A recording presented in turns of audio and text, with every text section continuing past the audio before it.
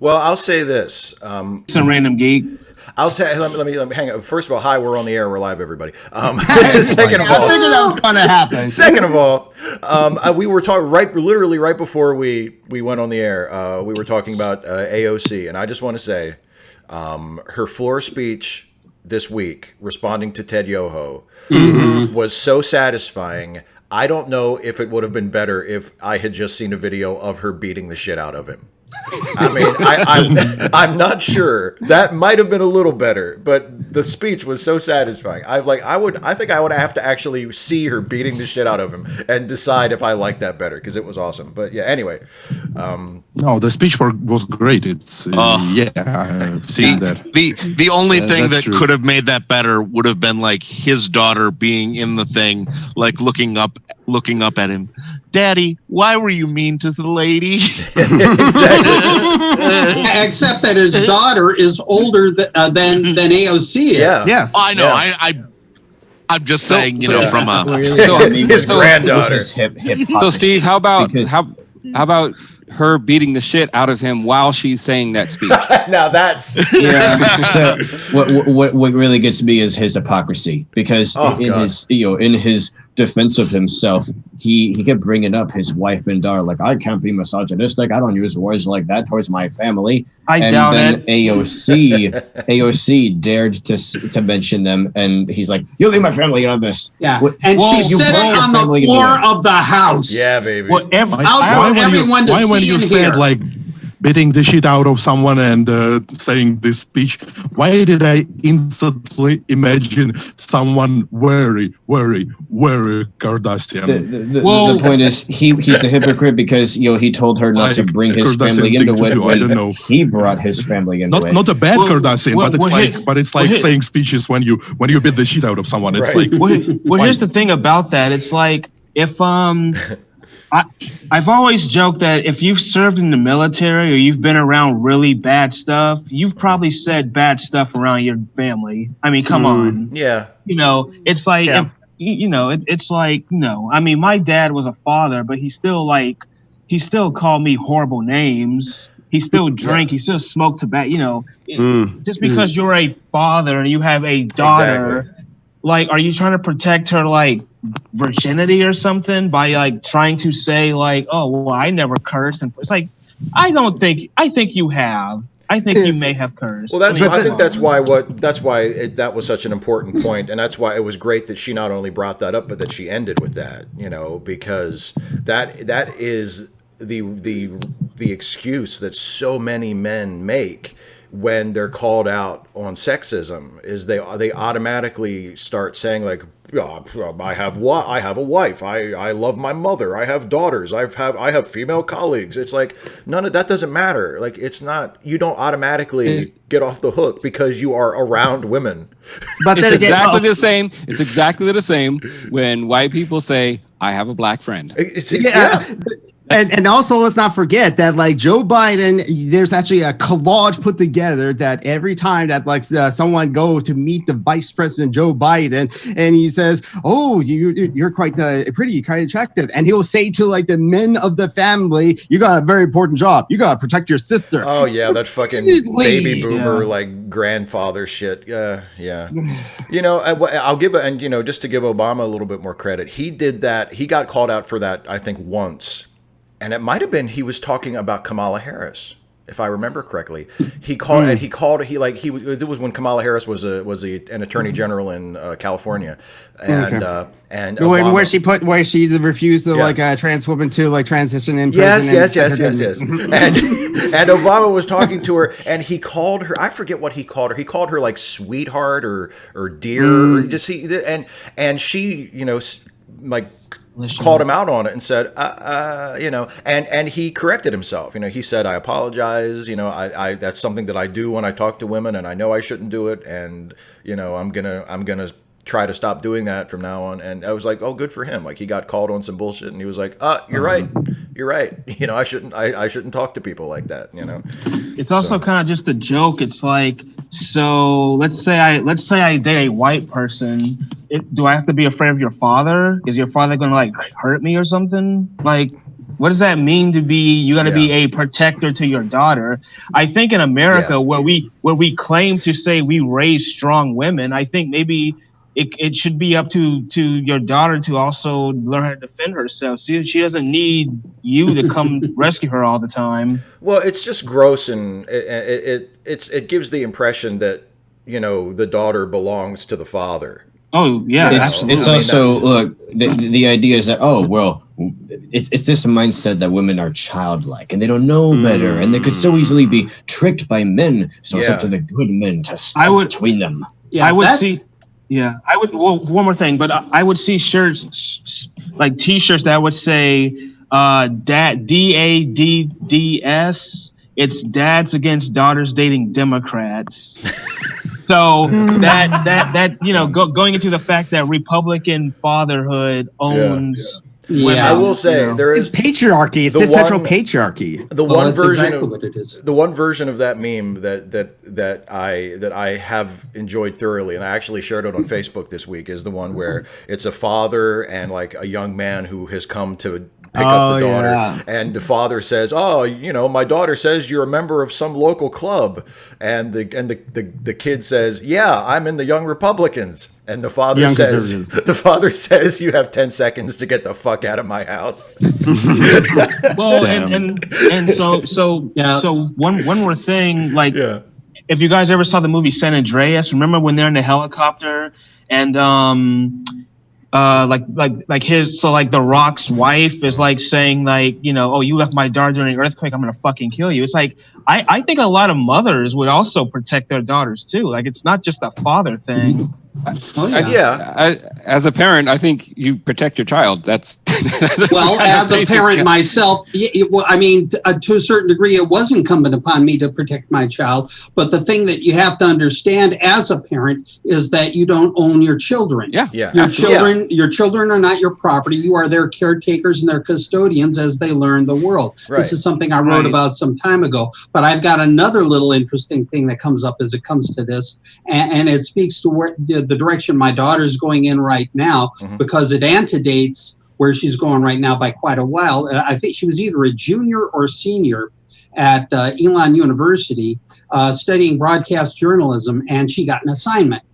And her assignment was to do something that she wasn't comfortable with. Care to guess what she did? She went and learned how to shoot. She went to a gun range, she purchased a weapon, and she learned how to shoot. This same daughter of mine, once, and if she gets her clearance, her next stop will be Quantico. Oh, no kidding. That's kidding. Wow. She's currently working for a private security firm, and she is basically engaged in doing stuff that she can't tell me about because it's secure, and it's part of the mechanism she needs to use in order to maintain her qualifications towards a full-blown security clearance. Wow, that's a good point. Like Seal, I don't know. Is it unsportsmanlike of me to point out that everyone on screen so far is a man? I am a man. However, I'm not a cis I wanted to mention it's that. Completely. It's like are there any women in this conversation, like, or maybe even some non-binary people or some like non-binary LGBT people? We know what's best for women. We don't look. When I saw their faces, I mean, we don't.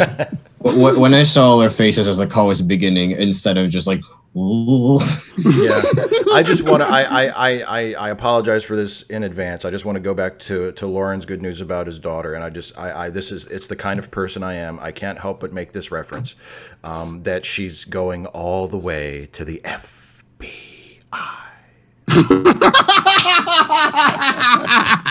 I apologize. So we can move on. I'll tell you what. I mean, she started out as a broadcast journalist and started out in High Point, Greensboro, went from there to Nashville, and apparently had a great time in Nashville, won an Emmy in Nashville. Hell yeah.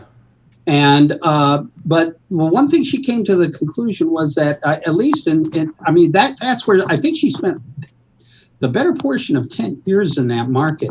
And my guess is, between, letters to the editor or letters to the station or whatever have you, she came to the impression that people were less interested in getting the news than they were in getting their biases reinforced.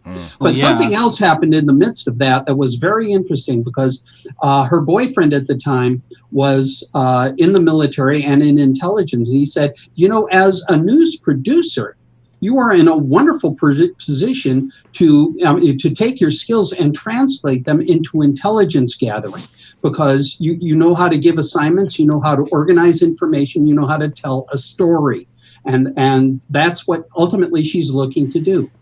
And her specialty is looking down the road at being domestic radicalization, which I think is fascinating. Yeah.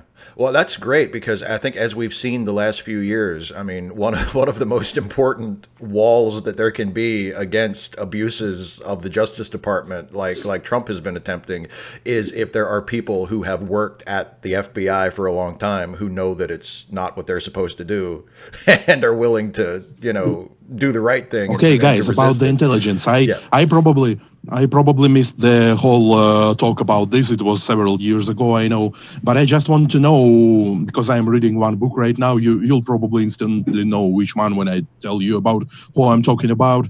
What's the consensus in America right now about a certain guy, Edward Snowden? I personally read a lot about him, and now I'm reading his book. And as to me, I really like the guy. It's like he's like the guy, but in American law, he's like the worst criminal you can have. American government, he's the worst criminal because he whistleblowed. He aired some things. Remember, we also had Chelsea Manning, who was also in jail in prison for quite some time, but is finally free. And now it's Twitch streaming Stardew Valley. But the American government, if they want to, even under Obama's administration, are not very kind to whistleblowers. Yeah, I see. But I kind of knew what some random geek would say. What a shock to some other guys. I can't speak to the conservative side of things, but at least on the liberal side, and particularly in communities like the gaming community, a lot of people don't necessarily like Snowden, but they don't necessarily dislike him either. They do like that when stuff like that comes out in the open, because it's something that's not supposed to be happening. Yeah, objectively, legally, it's illegal what was happening. Yeah. And so for no other reason.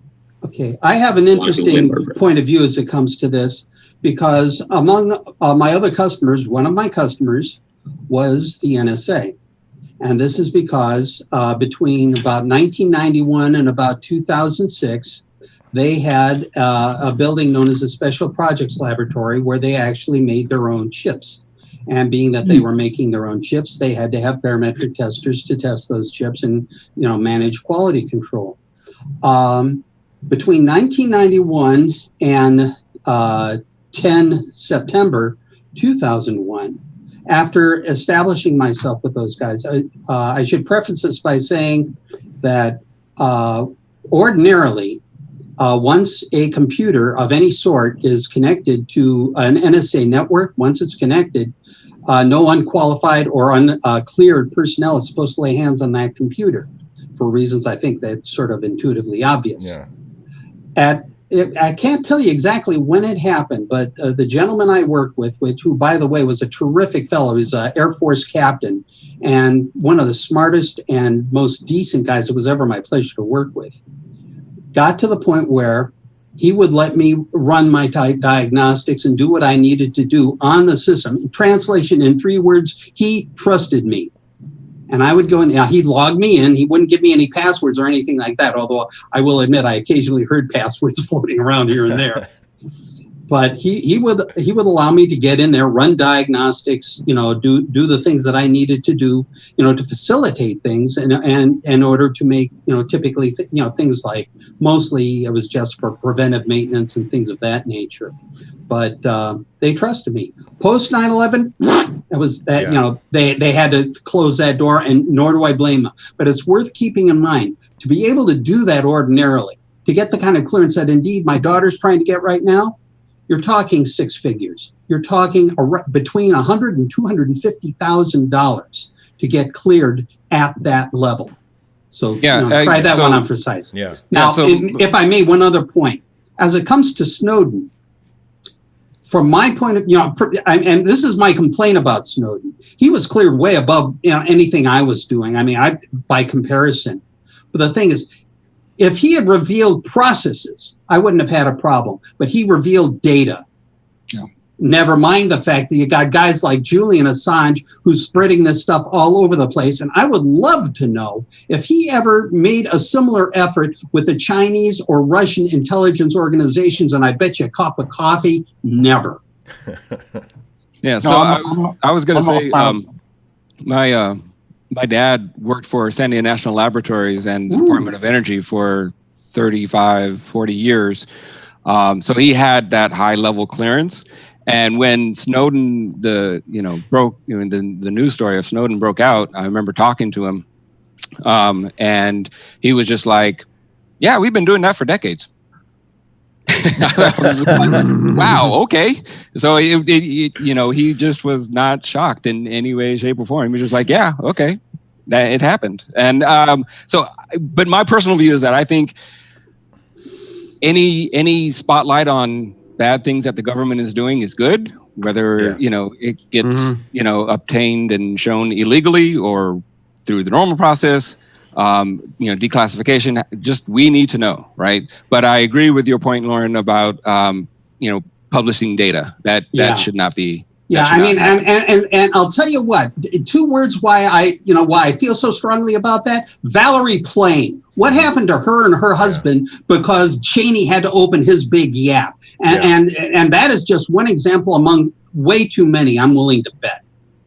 Yep. It's all very well when you find whistleblowers who can identify something the government's doing wrong, but the manner in which they expose it creates more danger to the people on the ground or the people who are in the intelligence process. Exactly. Now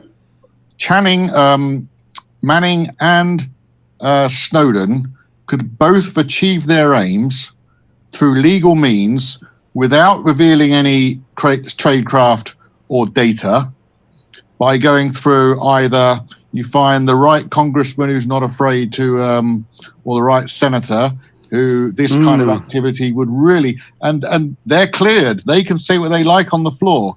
So they could have brought attention to either whether it's collateral murder or the Spectrum program without endangering anybody else. And it does neither of those two people's moral argument any good that the place they go to run to is an authoritarian regime which controls every piece of data within that country, and has no dissent, has no whistleblowers, and anyone that is thrown in, has no free press, and they want to be taken seriously by hiding in that regime. Hey, Dana. Go ahead. No, I just want to say hi to someone in the live chat. Sorry.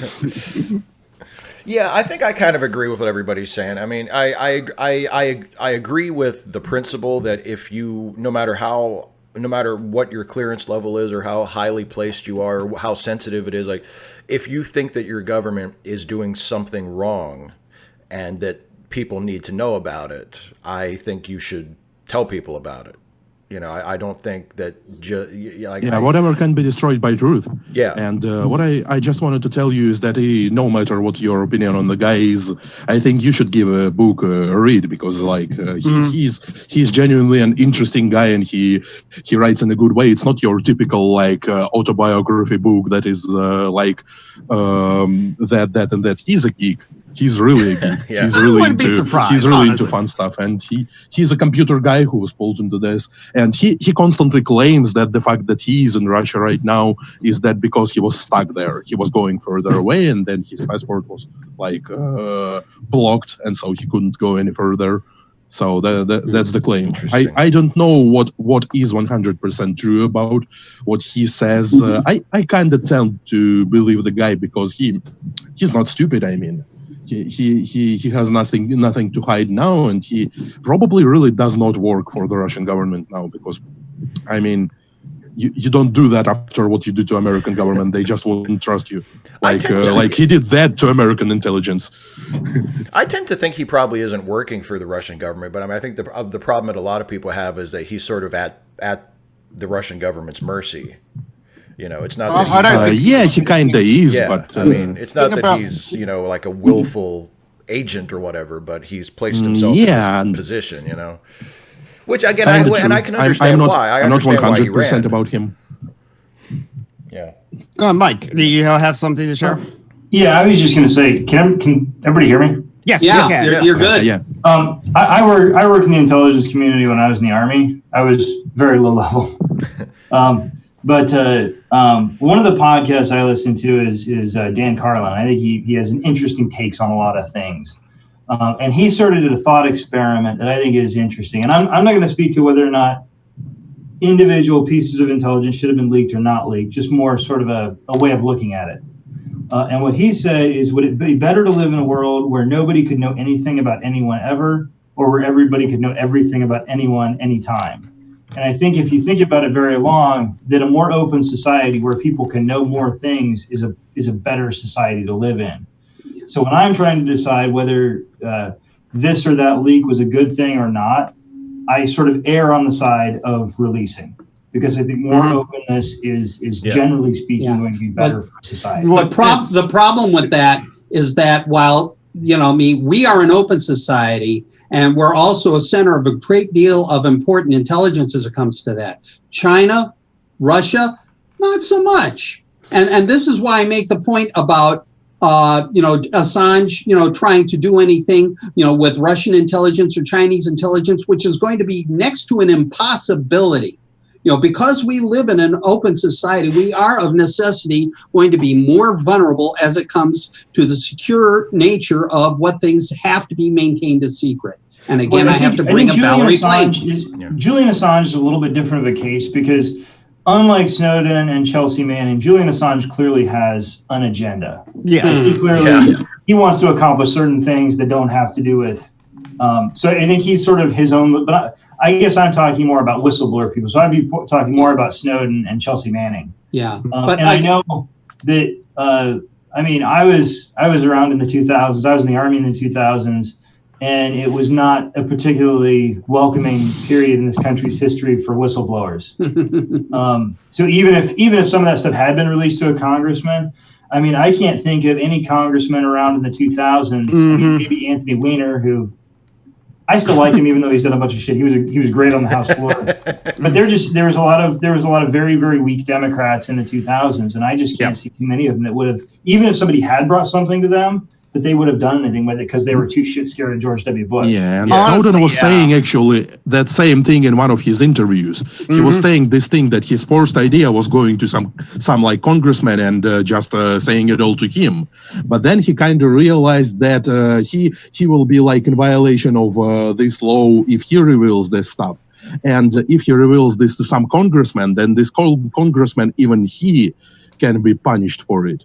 If he reveals any of that shit, because it's called like duty to report when somebody like from the intelligence community whistleblows to you. Your first obligation is to call like the intelligence services and say, this guy just outed some information that I think might be secret, and then you're free of charges. But if you don't, that's at least what he claims. If you don't, then you can be also judged for it, basically. So he went like to journalists who can't be judged because they're journalists, and it would be like a big scandal if journalists are so that's what he said. Again, I'm just you probably haven't really listened to any of his interviews. I did watch one. I'm telling you. I did watch one interview with him and actually Neil deGrasse Tyson, of all people. So it was very informative. It talked kind of more about the science of it, but I watched that very interview. What's that? I'm sorry. I watched that very interview you're talking about. I remember that. Yeah, that's amazing. I did watch John Snowden being interviewed by John Oliver on last week tonight. So I saw that one too a couple years ago. I've been told to watch the Joe Rogan one, but I don't want to because Joe Rogan. Yeah, same. No, dear. Yep. Oh, yeah, Steve, you got a super chat. Yes, I see that from YouTube Punk. I usually don't acknowledge the chat during these, but screw it. Thanks, YouTube Punk. And it says, here's some beer, tea, coffee money. Thank you. And hashtag trans rights, which is awesome. Yes, hashtag trans rights. It'll be seltzer money. Yeah, seltzer money. If they ever have my brand back in stock in the grocery store. Yeah, Beer, actually, tea, it took coffee me the sounds longest terrible. day impossible to realize Joe Rogan was a jerk, somewhat.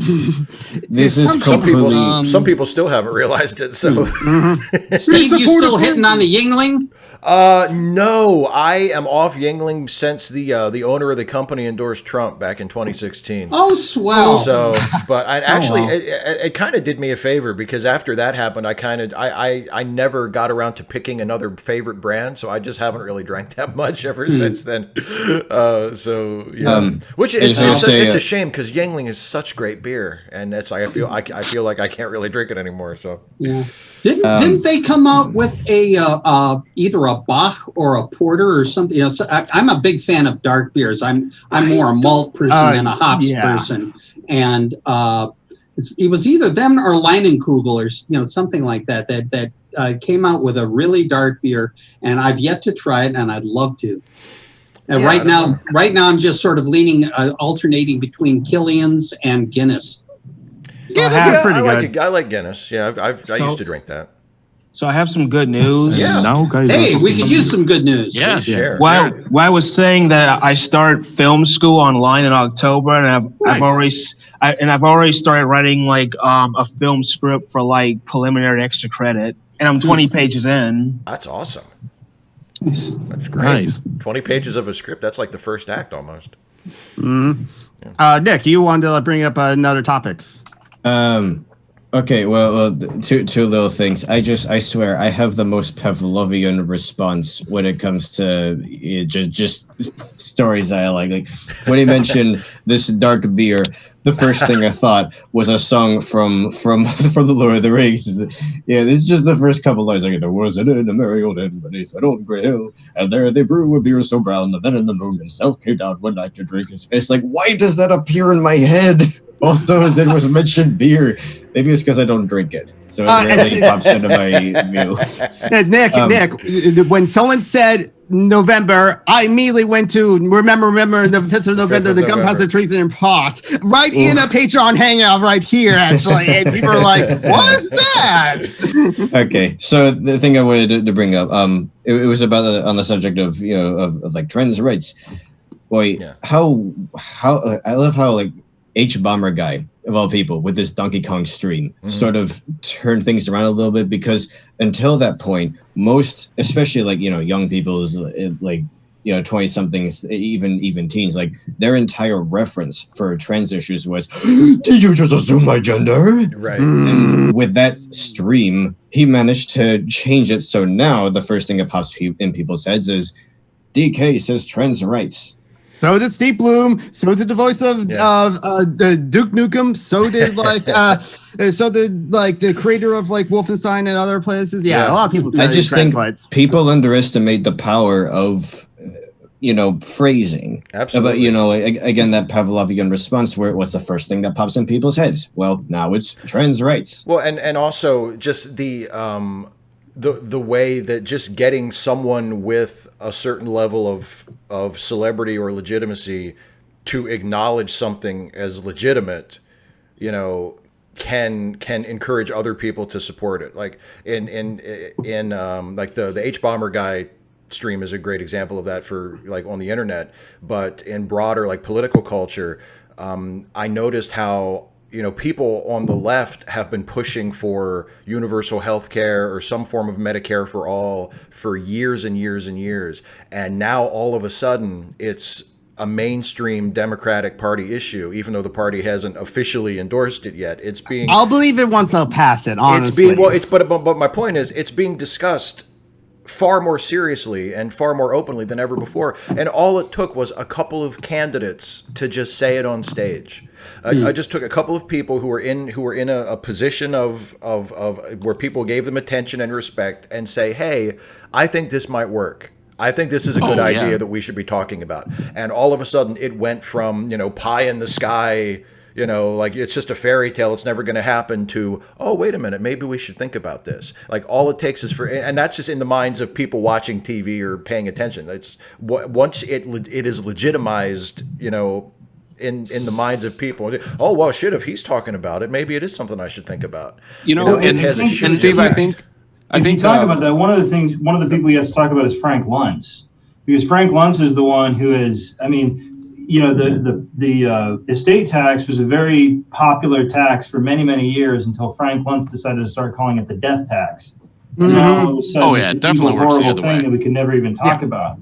And Medicare for All was sort of well thought about until they started calling it a government takeover of healthcare. Oh, yeah. Remember death so panels? like terminology is incredibly important. It's all about terminology and language. People boil it down to one sentence. It's all one phrase. Yeah, that's right. Phrasing is important. One phrase sound bad, then people will hate it. And the death tax is an amazing example of a policy change of something that was incredibly important up until that point. It scared people because it was framed as if, oh, you won't get to see your family doctor anymore. Yeah. Everyone has it's right up there with really death panels. Exactly. Yes, death panels.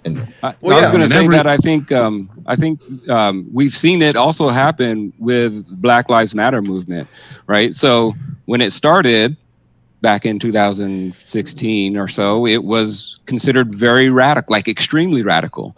Mm-hmm. Now we have whole cities, putting that phrase on the street, which is, catering, and doesn't really do anything, but still it's becoming more in the minds as a matter of fact, this is how it is. Black lives do matter, right? And I think, and I look back, or not look back, I look to my daughter, right? She's 9 years old. I'm half black, so she's quarter black. So of course, like on her TikTok profile, she has Black Lives Matter. Even though I didn't even talk to her about it, she had that. But more than that, all of her circle of friends, which are mostly Asian because she's half Asian. So her circle of friends, they all had that too. So when I look to this younger generation, this Zoomer generation, I'm thoroughly charmed because to them, it's just natural and a matter of fact of like, yes, Black lives matter. Of course they do. Trans lives matter. Of course they do. It's just, that's how it is for them. At least from what I see. And I'm also thoroughly charmed by the Zoomer generation and what they did with shutting down that rally in Tulsa. Just by trolling him. I love that.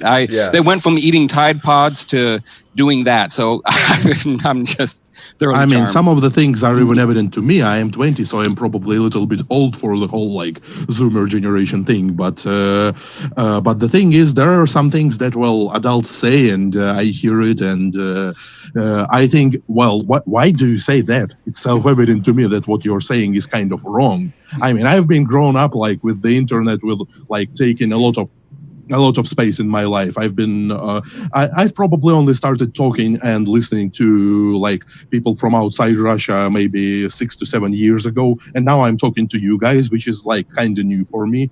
I just started, but still I was like looking up and listening and seeing all those things, and when I see some like adult people talk to me about some conservative shit, I am like, why? This is wrong, guys. This is not how it works. It's like why? And then the same. It was like an emotional shock for me when I realized that like racism in America is still a very, very big thing. I thought of it as like this free Western world where they've defeated that thing, and it was probably because I watched a lot of movies, and in movies it's like you really since like the early 2000s, still since probably the middle 90s, having like black actors and Asian actors and strong female characters was like an okay and normal thing. It's like yeah, so what? That's how it works. Considering as my mom, well, not mom, but my adopted mother is a white Republican. Yeah, I mean, we have discussions and we have disagreements. I personally think that in some ways that, for example, like cutting the military and giving people jobs in this country instead of always trying to defend everyone else puts me as a conservative. But no, we have disagreements. She's not anti-gay. She's not anti-welfare. She's anti-death penalty. So, I mean, I definitely deal with people who don't agree with the same things I agree with, and we get along fine for the most part. I think that phenomenon of like younger people like seeing things that older people or more conservative people are saying or doing, and like in seeing that they're just innately unacceptable. That I think that's why like big social change tends to happen generationally. I mean, I think that's why young people typically are viewed as being more progressive than previous generations, because you come of age and you look at things in your culture and in your society, and you haven't gotten used to them for the last 40 or 50 years. Maybe you're just becoming aware of them and you're like, wait a minute. You don't have like the built-in bias and conditioning of an entire lifetime of living in that culture. And you're like, hold on a second. Why do we do this? This doesn't make any sense. That's why I'm an anarchist now. Yeah. This is the thing never mind. All right. Steve, I think you need to be careful of that, because, I mean, I lived through the Woodstock Nation business. And I mean, that was supposed to be, the whole business, we can change the world, rearrange the world, blah, blah, blah. Right. And what happened? Not bloody much. Yeah, because you're right. They came up against an establishment that was determined to maintain their position and their power. Like right now. And I mean, certainly now I think we've got people, like Porter, like Ocasio-Cortez, and some other people. I mean, certainly like Schiff and God, what's his name? The other guy who was associated. I can't think of his name off the get-go. But there's some people up there who seem as though A, they're willing to look at change, and B, they're willing to be confrontational. And those are two qualities that I think are going to be absolutely necessary if we're going to move the stinking country off the dime. And so what I think is that regarding what happened during the Woodstock era and the civil rights era, and of course I wasn't alive back then, but my mom was a big participant in that. She actually marched with Dr. King.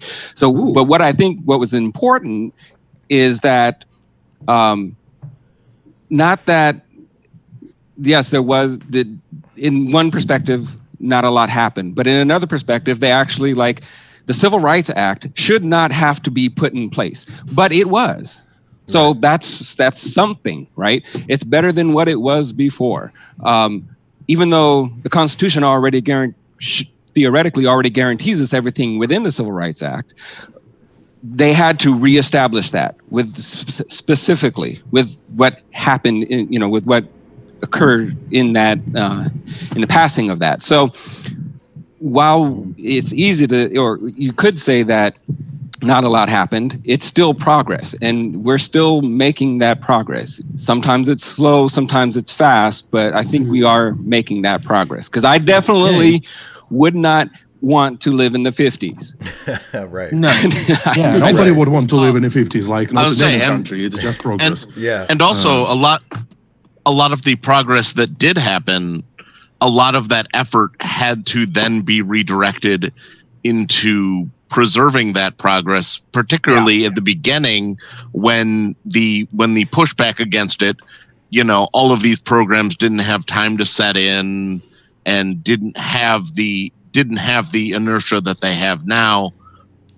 I mean, they're still being pushed back against, but it would be probably a good reason why it did slow, and you didn't see, and then well, I think a big part of it is like, I feel like complacency is a part of human nature, and it's something that we have to constantly fight against. And when you do attain an incredibly important but also incremental measure of reform, like the Civil Rights Act and the Voting Rights Act in the 60s, which are monumental. I mean, absolutely historic, monumental accomplishments, but still did not get us all of the way. But they were such a big deal that I think a lot of people were like, oh, right. Like we did it. And they kind of forgot, well, okay, yeah, we did it. Now we have to keep going. And I feel like that, and I think the same thing is with the Affordable Care Act, in terms of healthcare. It's like, yeah, we did it, we accomplished something, we changed it. Now we have to keep going. We can't just leave it like this. Well, that's why I want to keep on going until we get to a fully luxury automated gay space anarcho-communism. Well, you work on those replicators and transporters. No. We kind of really need them. But no, think about this. How about if the entire world is just the same as it's not now, but no one exchanged money whatsoever? You don't need money to live. You don't need money for electricity. You don't need money for all the water. You don't need the money on the things, as well as for businesses. They don't have to pay, or there's no need for banks or anything. Imagine if we just do the things that we normally do, more or less, but without. But everybody would be a greedy son of a bitch who wants a personal helicopter. No, I want a personal helicopter. I do. Yeah, never underestimate the power of avarice in the individual. I mean, which is why we have to be collective. Donald John Trump. But those individuals are not the majority of people, as we have already seen for the COVID-19 pandemic, of many people supporting mutual aid societies, mutual aid. Some people and I'm sorry to say, but I still come up against the Frederick Douglass Code. Power relinquishes nothing without a demand, and the demand's got to be awful loud and awfully consistent. Yeah. I mean, and he said that 150 years ago, and to my mind, it is the one truth that is going to be the hardest to get over. Yeah. Well, the thing about it is, this is something that people usually criticize communism with, is there's always going to be people who are always going to want more than the other guy, which then usurps this idea that things will never be equal, because there's always going to be that next guy who's going to want more than everyone else. So we have to. Yeah, and I mean, hostile takeovers are really easy during the relinquish everything to him. So. Yeah. Well, that's why with free association, you just don't work with that guy if that guy just takes more than they need, or that person more than they need, and doesn't contribute anything to society when they have the ability to. Again, free association. If that is but I mean, this guy will probably be charismatic, and he would probably acquire some followers. He will probably be a cult leader of sorts, and you know how people like cult leaders. Again, a free association don't associate with cults. Sounds like I see, but people freely associate with Trump. Trump is a selfish guy. He is as selfish as it gets, but people still associate with him for some reason. Sounds like they are proud of it, and it's like but for the same reason, I just wanted to talk about the power relinquishment, because I was talking, not talking. I was leaving this response to Steve about what's going on in Khabarovsk right now, and today I have read some weird news information. I don't know how true it is. I will probably have to recheck it with more sources that I believe that are present there. That this new replacement governor, the mock governor that they placed in Khabarovsk now instead of the old guy, he decided to actually go out to the public and talk to them, which is weird, because he was sent there just for no apparent reason, just to sit there in place, and there's not enough police power to arrest all the protesters, and that's what scares me the most about the Putin's government and what's going on right now. It's that he's not a stupid guy. He's a populist, and he knows how to do his populism, unlike some orange guy we all know. And that's the thing. When the protesters in some outside of Moscow town start protesting, sometimes what they want is granted, but it's granted formally. We want our governor back. Probably they will give them their governor back, because it's just a lot of them. And then people in Yekaterinburg, probably a year ago already, they wanted to take their like public park place where the government gave this spot away to some rich guy who wanted to build a church there. So they gave it away to a private owner so he could build a church for the Russian Orthodox Church. And the people in the city just were like, hell no, this is our public place. We walk there, we walk with our children there. We like it, we want it. And so they started protesting. And so it was granted to them. They took back this public place. And that's the worrying thing, because they get granted those like little things that they want, really not very important things that they want. They are important, but they are not like state-changing things. But the bigger issues, they just remain like unchanged. And because people only protest for bigger issues, like pretty much only in Moscow. And if you protest in Moscow, you're basically in jail. Nobody grants anything to protesters in Moscow because the amount of police force there is just overbearing, you know. There's some really interesting precedent for that historically when it comes to authoritarian governments, in that both the way they operate and where they make concessions, and they will make concessions on small issues very intentionally, not only because it's impractical to essentially, like you said, to imprison tons and tons of people over something that ultimately doesn't matter, that doesn't impact, you know, the country, and that has the potential to grow bigger if it's not addressed properly, right? It's already as big as it gets there in Khabarovsk. It's exactly, yes, but hundreds of thousands of people. Yeah. But the thing is, so authoritarian governments rule, at least more modern ones. So if you're talking, I mean, even like China under Mao, 99% of the power was essentially gained through fear.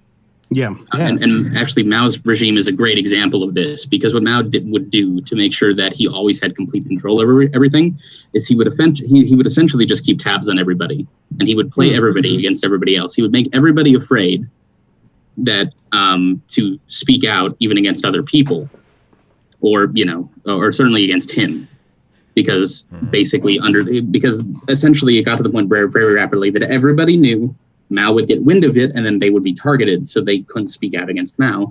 So Mao essentially ruled completely through fear, but with relatively low actual enforcement, comparatively speaking. Yeah, but no, right now we have enforcement. Didn't Stalin do that too? Stalin did exactly the same thing. Stalin also did a lot more early. Stalin had like extreme repressions. He actually killed a lot of people. Oh yeah, he killed. Stalin's responsible for more deaths than the final solution was in World War II. And it's worth keeping in mind as well. I mean, as it comes to the whole business of the repression of religion under Stalin, Stalin also co-opted the Russian Orthodox Church when it suited his purposes. So, I mean, it's not as though, everybody wants to talk about Stalin as being this, tremendous, he's an, motivated atheist in terms of being against the church. He wasn't an atheist. He was never an atheist, actually. Yeah, well, I mean, he wasn't he in line for the priesthood at one point? I mean, there's so many others. I think his mother wanted him to be a priest. So he visited. Well, back in like the days of the Russian Empire, he was in this like seminary of the church. But again, it doesn't really matter. A lot of outspoken atheists were like for the priesthood when they were young. It's like a normal thing. It's not about that. It's about that when Stalin really saw that like reopening the Orthodox Church right now would suit his purposes and would make people like him, or he did. On the other hand, it was during the war, so we can claim that it was justified for the country of people who are just in these insufferable like conditions and who are dying. So I don't know if that was necessarily a bad thing that he did. He did a lot of other bad things that we can criticize him for. I don't think that Stalin cared one way or the other. As far as whether he was atheist or religious, he probably didn't even care about communism and the Soviet Union. He wanted to be an emperor. What he cared about was power and holding on to it. That's called an emperor. That's called an emperor. Yeah. Wasn't Nikolai Ceausescu also that way too? Oh, jeez, and spades and no trump doubled and redoubled, vulnerable. And I don't play bridge. Nick, you wanted to say something, Nick? I've been trying to keep track of things in my head for like the last 10 or 15 minutes. Sorry about that. Okay. Never mind. It's out of my head. I forgot. Okay, who's next? I actually may need to go in a few, right? Yeah, like, okay. So, Yeah, in 10 minutes. Yeah. Okay, see you. Oh, wait, I actually in remember 5 something. minutes. So Okay. Nick. Okay. Nick, Okay, take it. okay. So the more I mean, anybody here, any of us younger ones, anybody here have like a grandparent or a great aunt or someone they know who just can't figure out how to email or how to use a computer? Mm-hmm. Oh yeah. Uh-huh. Yeah. I've realized we really can't judge older people by the same standards as us. Like we're neck deep in politics. We understand what's going on. We understand why Trump is bad and all that. But to older people who barely even know how to use Facebook and they don't understand how algorithms work, they don't understand how, stuff is funneled to them to warp their worldview, and they get most of their information from Fox News. They're just living on a different planet. They don't have access to the same information that we do. I mean, I understand that we look at these things and go like, well, it's super easy to find the correct information. There's no excuse. No. A computer is a very complex, weird piece of engineering, and we've essentially been training for like most of our our entire adult lives how to use it. They haven't. And actually, as it comes to that, one of my, I have a wonderful friend. He's 87 years old. He's legally blind. He's not blind. He can still use a computer. He's got glasses, and he's got visual amplification software on his computer, and he uses it all the time. And he is assuming that the quote greatest generation doesn't have a handle on it. Yeah, this is something you want to be careful about. Yeah, my mom is. Let's see, she's going to be 96 this year, and she doesn't have computer, isn't interested in it, has never gotten into that at all, and that's fine. But the point is that is not necessarily the entire set, and that needs to be acknowed. Yeah, and I wanted to say another thing about the enough of them are like, and I'm just saying enough of them are like that it's an issue. I think one thing we really need to explain to people is how algorithms work, what algorithms are. Because let's say you have a Turkish uncle and he's like, boy, the world is really obsessed with Turkish news. Well, he doesn't realize that that's just what appears on his feed. Everybody has their own different That's actually feed. the problem. And Tell him to use DuckDuckGo. Yeah. They don't understand that the more they consume. See you guys later. Oh, see you. Take care, Isaiah. Later. And they don't understand that the more they consume a particular thing, the more that thing gets sent to them, and it just is like ramped up in intensity and negativity. We really need to educate people. I don't think that's a particularly difficult concept for people to understand either. True. And from what I've seen, my parents are definitely on the older side. They're I think mid 70s and like late 60s respectively, and they both understand computers perfectly fine. They worked not in computer specific fields, but in productivity specific fields. And I mean, my dad can't type; he finger pecks, but he understands, at least has a layman's understanding of some of the rudimentary basics of how the thing works. Well, then I guess I take back everything I said. It's just in my anecdotal experience. It's not everything. Well, I have a specific point, and that it's not that old people, because I agree that probably the majority of people, certainly beyond a certain age, don't have a sufficient understanding of computers. But I think the problem isn't so much that they can't learn it, and it's more so that they don't want to or they don't value it, which in part is made worse by the fact that they don't understand it. But well, a lot of it has to do with the fact that they did without it for the vast majority of their lives. Well, I mean, there's another part of it too. There's a sort of a broader. I was thinking as Nick was describing, and there's a broader point that I think we should be aware of. In addition to the fact that there are people who aren't as computer savvy and it's just not as normal a part of their lives as it is for us. There are a lot of people of all ages, of all walks of life, who just don't think about politics or keep up with the news or current events. And in some cases, that's a willful choice that they make because they just don't want to pay attention. But in a lot of cases, it's because they work, they have kids, they have stuff that they have to take care of in their personal lives, and they just don't have time to keep up with all of it. Yeah, Steve, it's I almost have a by dangerous design. precedent right over here. It's you talked about old people like a lot, and I can see that in probably like where I live, it's not only about old people. It's about just like some working class people are not so like happy about the internet.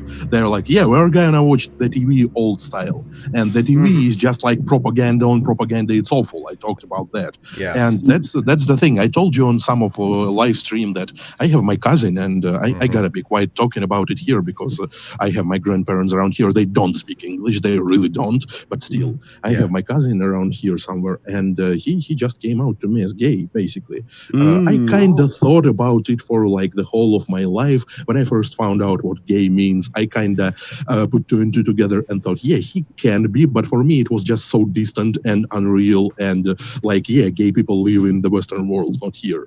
And I was like, he's probably not. And so I thought, yeah, he was just like a hipster guy. He was wearing like fashionable clothes and being all kinds of like looking after himself. I'm not like good looking, and he's like, yeah, he's looking after himself really, and he's all into arts and stuff. And I just stopped thinking about that for several years of my life. And now he comes out to me, and I'm like, yeah, that's kind of obvious. That's like kind of it can't be any other way now that I know more about how being gay is about not about what you want, it's about what you are. Right. And so, Samran, do you want to say something? Not to relate to what you said, but back to the point of like Steve brought up. Yeah, there are a lot of people who are just not politically active. I actually know a coworker who's like around my age, but like because he works 2 jobs, and he just honestly says he feels like his vote doesn't really change anything. And everybody feels like that. I kind of that had to like really make compelling arguments to try to convince him to do that. He really is disenfranchised, but I think that is kind of by design, as it were. Capitalism requires poverty to function, and part of the other like features of poverty, again, capitalism. Sorry, I just wanted to finish really quickly. Sure. It's just that until we finish the stream, it's just very important because it's more about our family and his parents. It's just that they don't know. None of them know. I am the first one of like his family who he told. He only told some of his closest friends, and they are okay with that. They are probably like what you call a Zoomer generation. So they're okay with that, and I am okay with that. But the first thing I had to tell them, I didn't want to tell it to him, but get the hell out of Volgograd.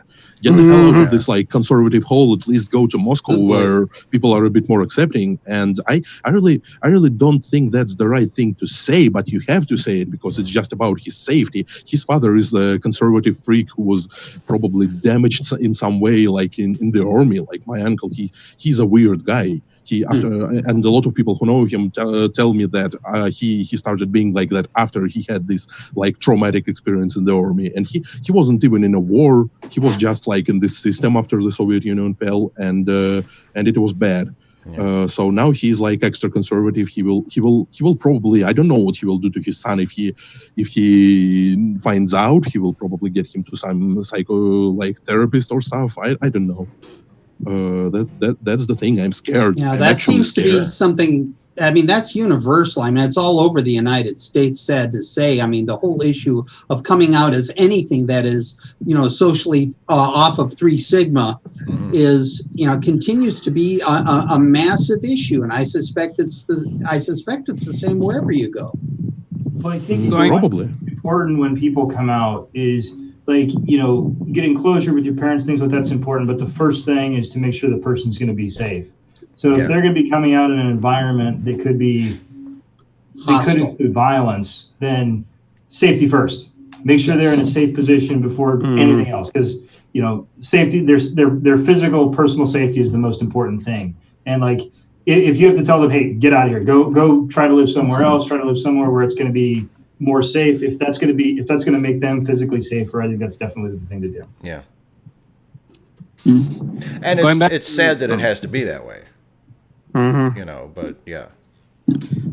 Yeah, I was going to say, going back to Nick's point, I think a lot of it is the older generations. They do have the ability to use technology. I think it's whether or not they choose to embrace it and whether they want to take the time to figure it out. And a lot of them don't. And just to use me, for example, I'm 42. I don't understand TikTok. My daughter loves it. She can create a video, edit it, and throw it up on TikTok and get lots of likes and follow. And Man, I can tell you, I'm 20 and I don't understand TikTok as well. Right. So, and I could learn it.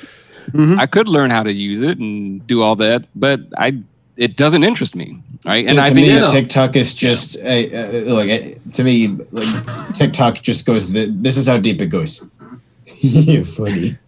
Yeah, exactly. It's just memes. It's just memes. Yeah, but memes are okay. I'm totally fine with memes, but TikTok is like it's weird. I don't. That's how deep I get into it. I'm not going to figure out how to edit and all that. I'm not saying that. No, I'm saying that that's basically my reaction to any given TikTok. I think it's one of those things, and I know that as I get older, there will be more and more of these things where I think, oh, the kids like that. Let the kids have that. Exactly. Hey, Steve, why don't you go on Twitch? I don't. I don't need to get involved and fuck it up and be like the weird old guy who doesn't get it. Let the kids have it and let them fucking change the world with it. In my case, it's just a matter of I don't want to scatter myself in 100 different directions. I have certain things that I'm interested in. Yeah. That's where I put my attention, and that's as far as it needs to go. I mean, certainly, I mean, if something comes up, I mean, like learning Zoom. I mean, Zoom is becoming, more and more. I mean, prevalent. Zoom is just a conversation platform. What's wrong with that? And digging into that is, it's not all that cosmic, but at the same time, it's something that serves me, and I think it's fascinating. Just if you pardon my sort of taking a side tack here, is that for those of you who are aware of Eric Whitaker's virtual choirs, it's a mechanism by which he has created yet another, the sixth in a series of virtual choirs, in an environment where actually creating an in-person choir would be both logistically difficult and irresponsible. And having seen Sing Gently, it's one of the most beautiful things he's done yet. Yeah, that's one of the. I think I've said this before a couple of times. Like, it's if there is a silver lining to everybody having to be isolated for the last few months, it has really given creative people a push, to find new ways to create and to create collaboratively, using things like Zoom or any kind of video conferencing software, having people record their parts separately and then putting we just became a little bit more free. The other day I saw this marvelous video. I think it was 4 trumpetists from Boston Symphony Orchestra doing Leroy Anderson's Bugler's Holiday, and it was delightful. Yeah. Yeah, and about the kids just like it. It goes probably both ways. It goes about some things that, that's the thing adults just like.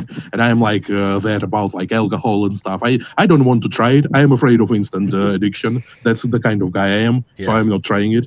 And that's the things American like. It's like American football. I don't know the rules. I don't know. It's called hanging. It's real just hanging. Neither do I, buddy. I tried to understand it, but then there's other things some of you I know like it's wrestling, and I'm like, that's a fucked up thing. That's like punching people in the face. That's like savage. It's like something we should move away from as a civilization. They're only pretending. It's theater. I don't care. It's a glorification. It's a glorification. Yeah, they're only pretending, except when they're not. Sometimes it's hard to tell. I mean, blackface is only pretending, but then you still hate it. Oh boy, you got me there. Damn, you went right for the throat for that one, didn't you? He's like, fuck this. No. I mean, I'm 26 and I also don't understand TikTok and I have no interest.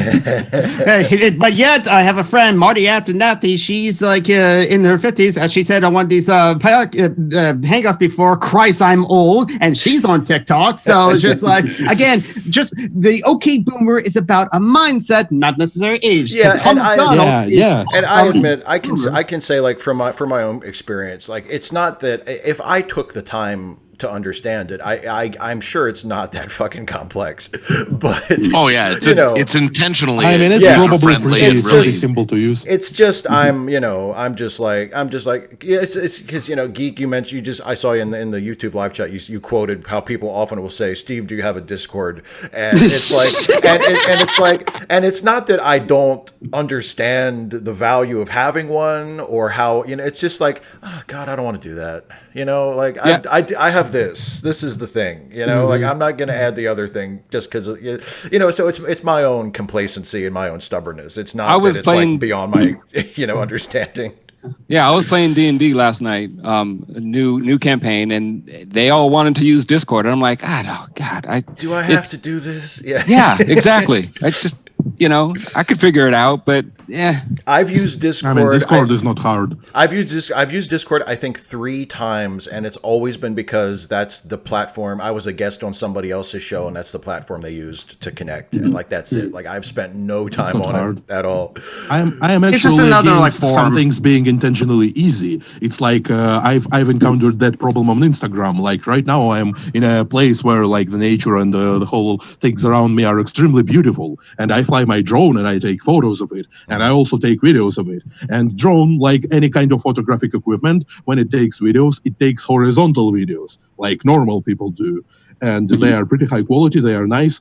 And then we have Instagram, and we have Instagram stories which are intentionally vertical, and you can't do shit with it. It's just that. So what, you it's have no like settings. Portrait versus landscape? Yeah. Okay. But that's not the only thing. Instagram is that thing you just can't do an upload from a personal computer. You can't just take your photos and videos and upload it from a PC. Right. You have to go through mobile, and it's not a very nice thing when you have like a drone micro SD card and you have to transfer all the shit around. So I mean, if you have a drone that has enough lifting power, you can just strap your phone to the drone. Just I mean, turn it sideways. But it has a nice camera of its own. So why would I? It'll probably be fine. Yeah. You mean to tilt it sideways? It's a weird thing, but well, I mean, it depends on the orientation of the drone at that point. I mean, the programming wouldn't probably allow that. But, okay, so Instagram and Square, yes. Yeah, well, you can change it though if you push the little thing. That's right. So So anyway, we've been going for over an hour. Charity links. Yeah, we've been going for over an hour, and now it's time to end the show. And I know this is always very difficult for everybody because you want to keep talking after the hour is up. But it's time to end the show. So I will. Geek, you mentioned the charity links. Everybody who's watching, check out the charity links in the description of the video. Some Random Geek has very kindly compiled a bunch of charity links belonging to some friends of ours who need a helping hand into a Google Doc that you can just go check out in one centralized place. If you can afford it and you want to help out some of our friends there, I would greatly appreciate it and encourage you to do so. And if you want to help me out, patreon.com/Steve Shives. And part of the perks of that is you get a chance to do this. If this looks like fun, once a month I do this for an hour with patrons, and if you can get in early enough and get one of the slots, we can hang out for an hour or so. If you still want to do that after watching this, I'm kidding. This was a really good show. I kid. But I think I see Mike in our private chat says, "What's Patreon?" Oh God.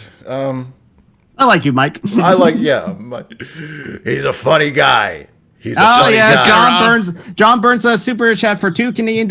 All hail Satan, meanings of money, of course. Money, of course.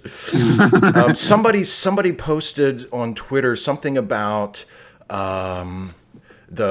somebody shared like a screen cap of somebody tweeting like, "Oh, these protests in Portland are satanic," and I thought, well, I always knew Satan was the good guy. Like this just confirms. I always kind of thought. It's like what you do when you just are and you get enough of religious people. You're like you just say you're a Satanist just to mess with them, because they will not convert to atheism. You know that. Yeah, just mess with them now and make fun of them. Or just to get them to leave you alone. Just I literally worship the devil. Okay, bye. Okay. And on that note, thanks for watching, everybody. Bye, everybody. Abyssinia, Addis Ababa.